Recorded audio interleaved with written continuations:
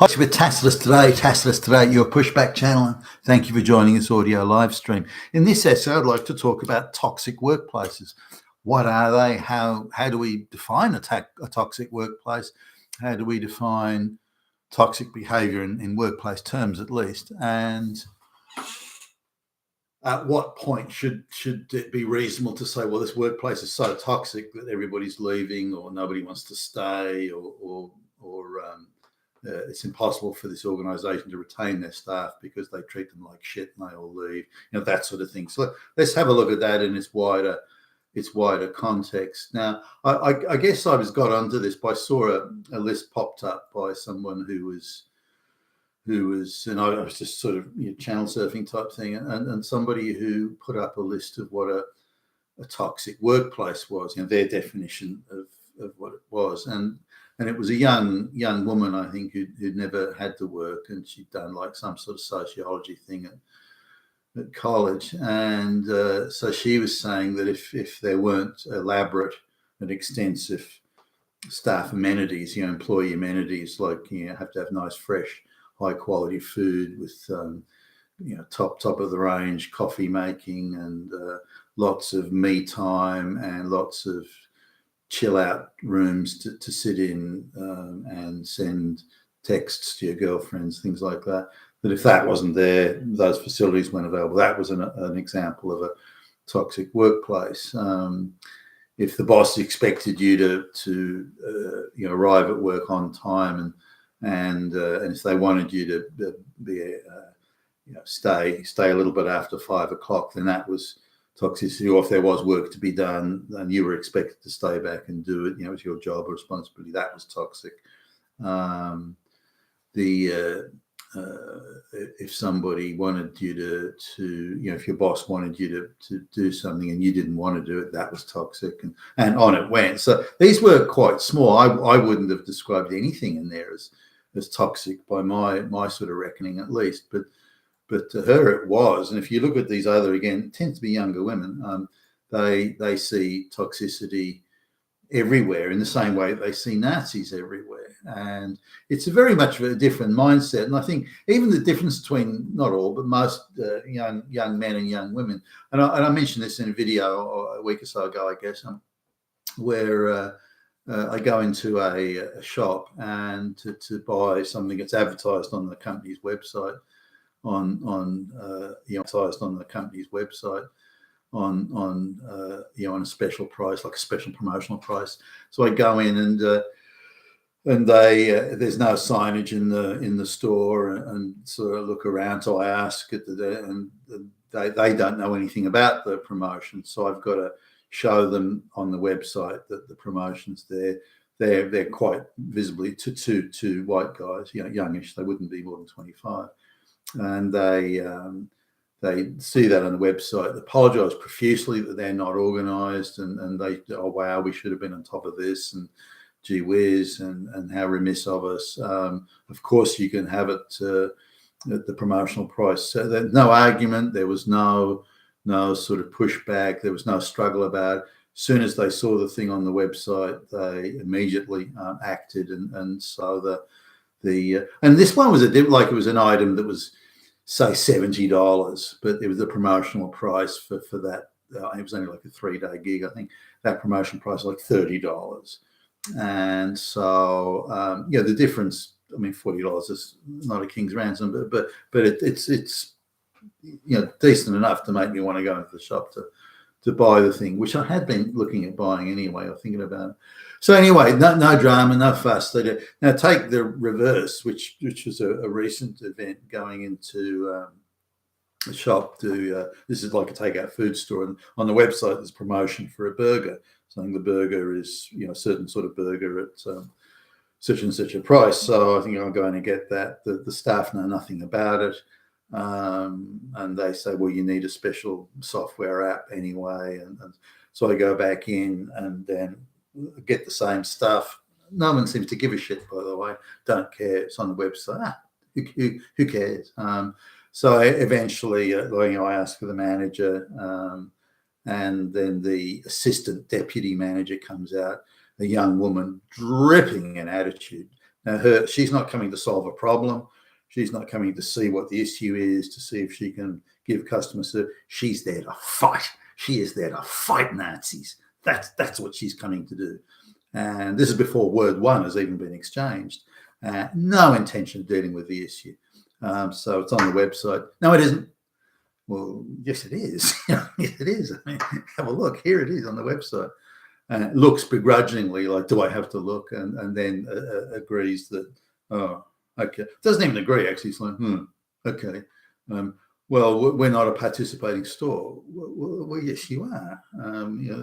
So she's prepared to stand there and fight it out, telling lie after lie after lie, but was determined not to give the customer service that she's employed and paid to do.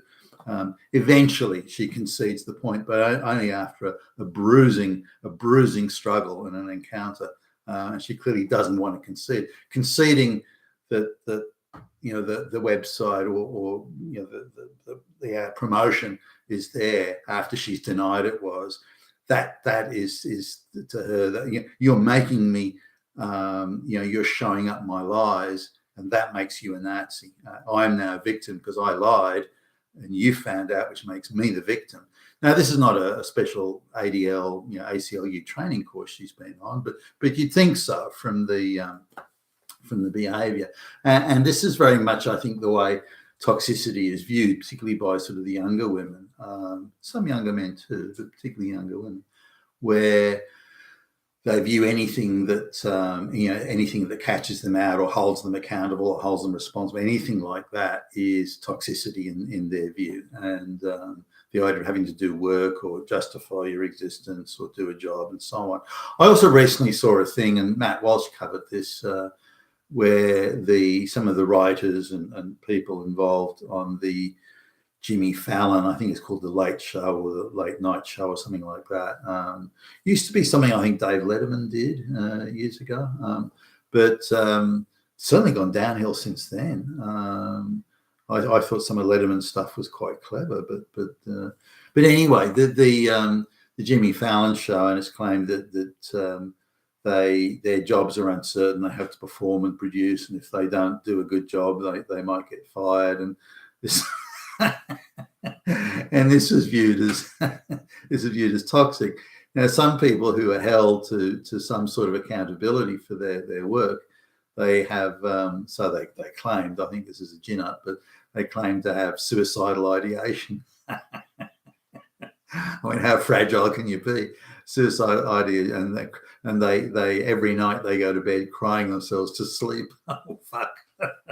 I mean, can anyone that fragile even exist in the world today? And why would you hire them for a show like that? I think part of they have to hire writers and workers on the show because it's such an ideological sort of hit job on society. They have to hire people that so profoundly hate white society and that sort of thing, and hate Trump and hate this and hate that, and that they're all they're already super fragile people that don't understand about accountability and so on. I suppose looking at toxicity, I mean, my view on toxicity is that it's if you have a very very sort of particularly exploitative type corporate culture, and I'll come back to that in a minute and give it some more definition. But also if your manager, your boss, the ones direct you, is a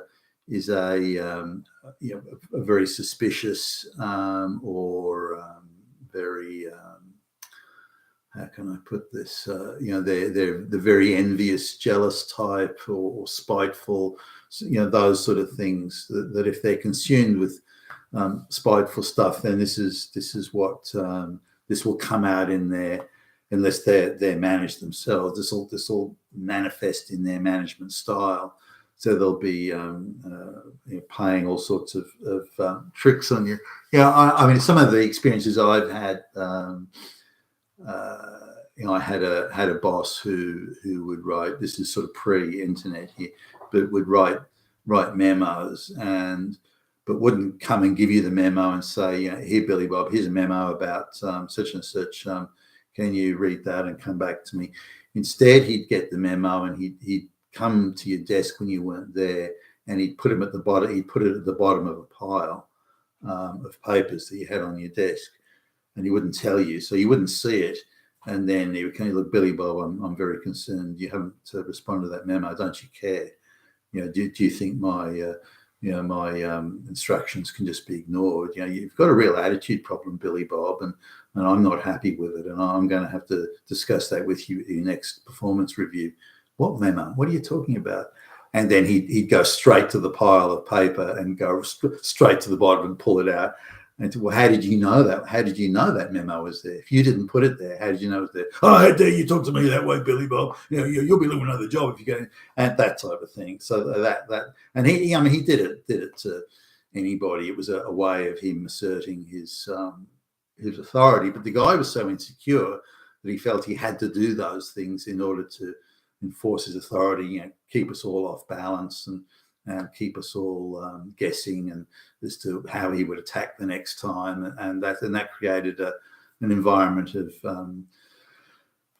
paranoia. So, but it sure made me check the bottom of the piles of my of any papers on my in tray. I went through it more thoroughly, I guess. So perhaps it had a positive effect in a negative sort of a way. But there's various toxicity in a workplace, and I don't know if there's a natural level of it. It's very rare. You have a boss who isn't insecure and devious and playing silly little tricks to try. And I think a part of that as well is their desire to avoid responsibility. There was one guy, this guy reported to me at this stage, but he was a sort of the sales manager. And if he thought he wasn't going to make the sales numbers, and he knew he'd be accountable, hey, Jimmy Jack, why haven't you made the sales numbers? That sort of conversation, which he didn't want to have, and he wouldn't have had an answer for. So he started to set up some of his sales reps that reported into him. He started to set them up so that they would take the blame. So he could say, well, I did my job. It's so-and-so, it's him that, it's Willy Wonka over there. He's the one who didn't shape up. Not my fault, it's him. And look at these memos that I sent. I counseled him and so on. And you look at you start going through it and you realize that he actually didn't counsel that. He didn't do any of that. This was all an elaborate setup. So I caught him out, red-handed, that he'd set the whole thing up, and the memos that he claimed to have sent, he didn't send, and this sort of thing. And what do you expect me to do? So it's not my fault. But the guy was saying, rather than just deal with the issue, okay, deal with the issue. And given I was in a senior position there, I could say, no, buddy. Deal with the issue. The numbers aren't being made. Now, how are you going to, let's talk about this. Why didn't you come earlier? Well, I thought if I came earlier and said that I needed this, that you might think that, and then you would hate me. And when you hate me, and then you would, and so he created this incredibly elaborate sort of pretense that he was the oppressed one and that everyone was out to get him and everyone's trying to attack him. And what he did was reasonable because he was only trying to defend himself against all these evil people that surrounded him. Now, this is, of course, very similar to how the globalists and other groups, do, and feminist groups, but we're surrounded by evil. We're surrounded by Nazis. We're allowed to do whatever we want to do because we're only protecting ourselves against Hitler. And this is not that this guy came through with the Hitler stuff, but this idea that he's surrounded and persecuted, or surrounded by persecutors, and that then excuses any lie or any act of treachery or underhandedness that he employs. So I think insecurity and spitefulness, jealousy, envy, the things that drive a toxic workplace. Now, I have had bosses that aren't like that, not very many. And, I'm just thinking one off the top of my head now. And it took me a little bit of time, but he always approached me on the basis that my intentions were good. I was trying to do the right thing. And with a little bit of guidance, if I was in error, a little bit of guidance, he could fix that. But he never doubted me and never treated me along the lines that I was trying to shirk the job or do a bad job or anything like that. So I think this is similarly part of a toxic workplace. If your boss is someone who starts from the premise that you're evil and bad, you're trying to do bad things, you're trying to trick him, you're trying to deceive him, everything you do is predicated on the basis of deception and so on. Now that probably says more about them than you, but I've worked for bosses like that, and it is very hard because they're always accusing you of something, and there's always an implied threat in there that you better do this or else, and I'm on to you, I'm watching you, and this sort of thing. And you think, well, what evidence, what cause have I given them to think this way or to treat me this way? And when you're a younger guy, you think, well, I must have done something, otherwise they wouldn't be treating me like this. As you get a bit older, you realize, hold on, that's not my problem, it's their problem. But they're your boss, so you still have to navigate around it in a so, but it does make things rather difficult. So, with these sort of bosses, I don't know it's possible to really navigate around. People like that tend not to last very long unless they're like the chairman's nephew or something. They tend not to last long. So usually you can last them out. You'll last longer than when. So I found the best way to deal with those people is to stay as quiet as possible, have as little interaction with them as you can, or and do your job as flawlessly as you can. And this sometimes means you've got to work back a bit. It sometimes means you've got to start a bit earlier. Sometimes means you've got to shorten your lunch break. You've got to make that extra effort. But then it depends also on your circumstances. Do you have dependents that need you to bring home the bacon or something like that? That's also a factor. There are times when I've had to put up with a shithead boss, but I've had so many people depending on me bringing money home that I thought, well, I've just got to eat this. I've just got to swallow it. There's nothing I can do, and it's painful, it's difficult, and it's so on. Now, whenever you're working in large groups of people, or more than a few people, you'll be dealing with all sorts of insecurities, all sorts of uncertainties, all sorts of fevered imaginings, and this can make things difficult. I'm thinking now, there was somebody that reported to me, came into my office and they started with this is usually something women do, but they started with they sat down and said, well, what do you want to talk about, Billie Jean?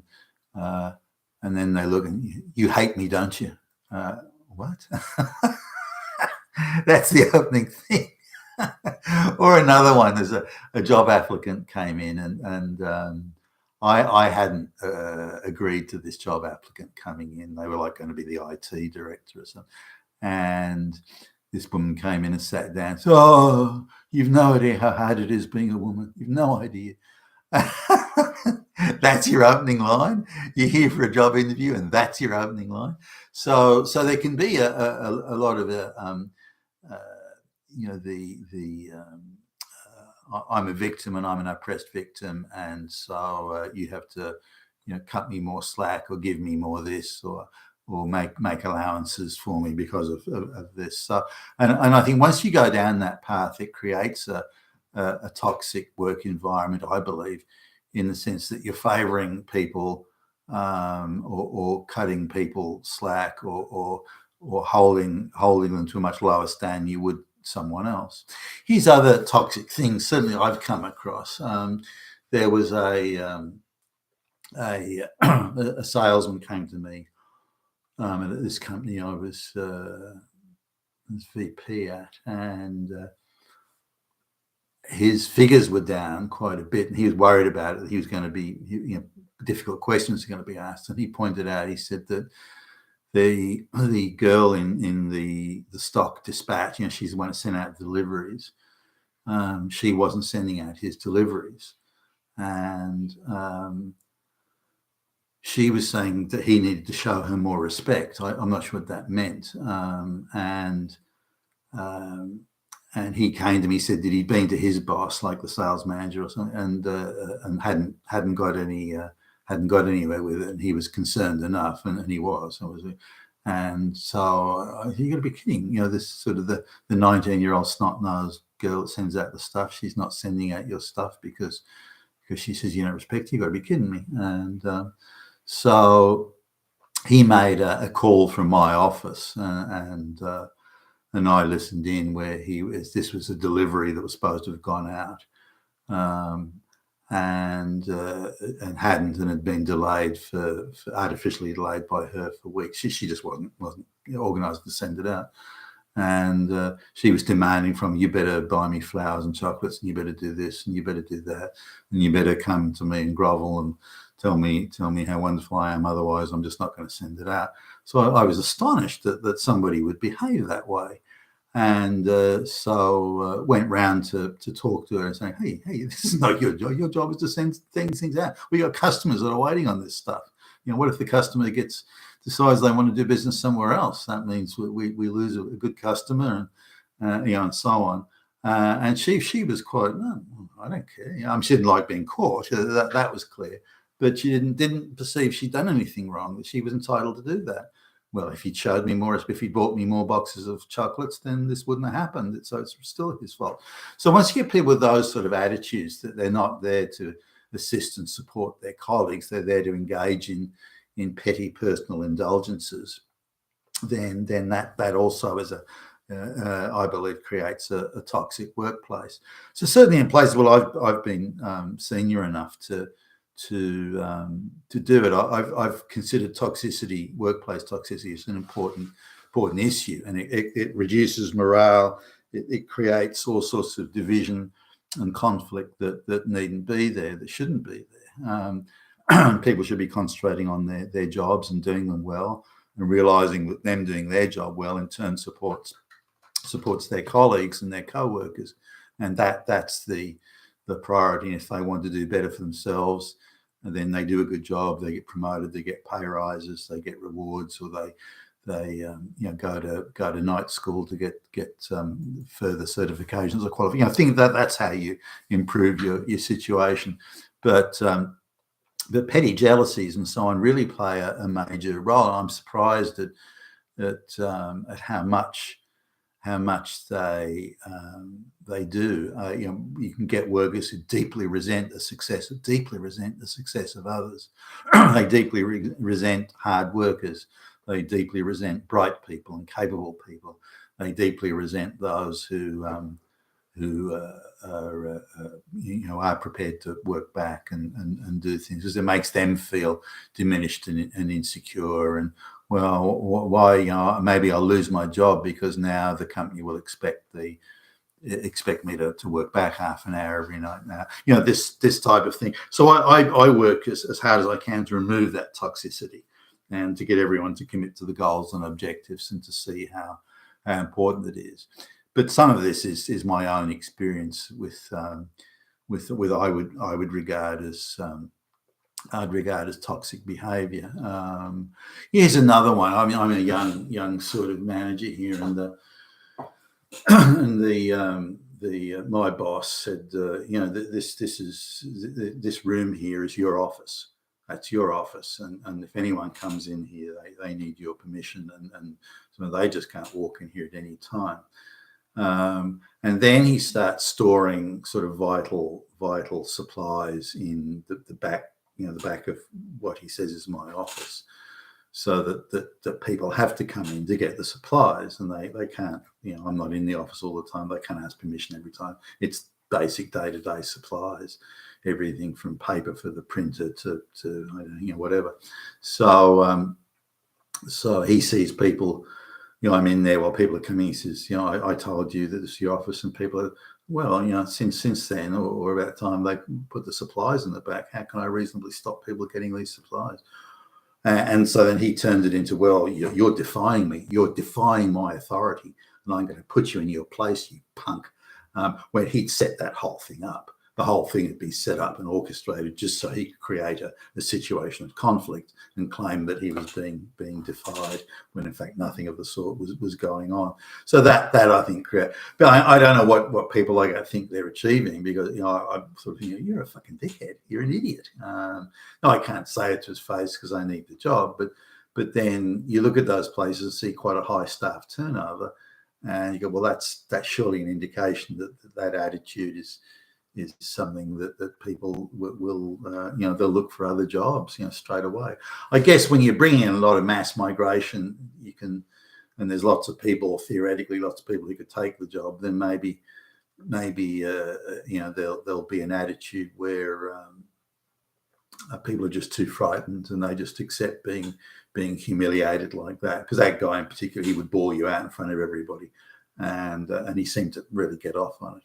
Now, there's another sort of toxic thing. I worked briefly for one organisation. This is while I'm still at school, and they had a thing where the managers they had these distributed warehouses around the place. The managers were sort of evaluated and judged in a corporate culture sense by how much free overtime they could extract out of the staff. And that seemed to be, and they handled people. That was I remember that was the catchphrase they used. So and so is good at handling people, which was code speak for good at getting people to work for free without overtime.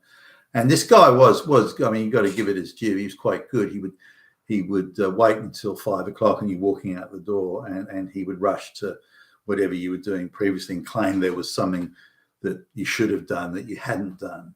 And if something that he hadn't told you to do wasn't really part of your job. But, I'll simplify it here. Well, those 100 boxes there, you didn't move them from point A to point B. That was your job to do it, and you didn't do it. Maybe you don't have a job if you don't do that before you go home tonight or home today. And so, as a young guy, all right, then I don't remember you telling. What do I have to tell you? Everything? What would you jump off a cliff and go? And no, you get all that sort of stupid nonsense, and the guy shouting at you and making out like you've done something really, really bad, and you better make up for it, otherwise you'll be in trouble. And so I as a kid, I'd stay and I'd duly move the 100 boxes. So he got his free overtime out of me. Or out of everybody, and he did that. He jumped on. It's like he lurked. Come 5 o'clock, he lurked around the door and jumped on people going out and do this, do that. Given that he seemed to particularly pick on the younger, more naive ones, because he knew it'd be a tougher gig to get away with it. I remember an older worker there. He tried it on. I was within earshot to hear this, and he said this guy was like a section chief or some title of like that, and so he said, I want you to do such and such, and it's your job to do it. And he tried it on the thing, and the guy said, well, I'm not doing it, I've done my day's work, and anyway, if you wanted me to do it, you should have said so. And so this manager shot back, well, in that case, you're no longer section chief. And the guy just turned around, he's going, well, that suits me fine. And walked out. I noticed that this guy was still section chief the next day. I thought, what a try on. Talk about a bluff and a threat.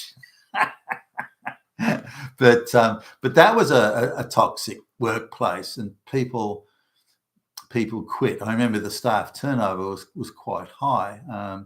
People get jack of it and they'd find another job somewhere.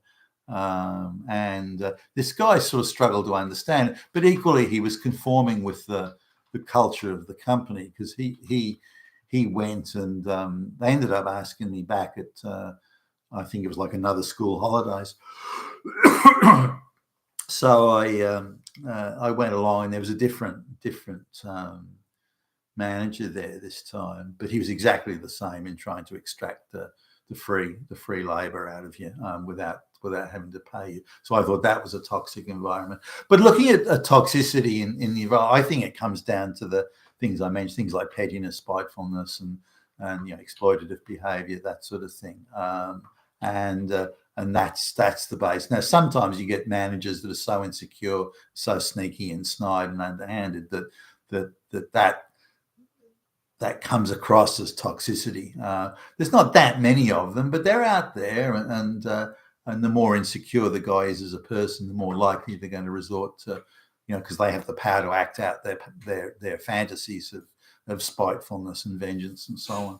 But I'll be interested in seeing your comments below. But certainly the fragility of the people that are making claims of the toxic workplace, they'd be unsuited really for any employment. You've been with Tacitus today, your Pushback channel. Thank you for listening.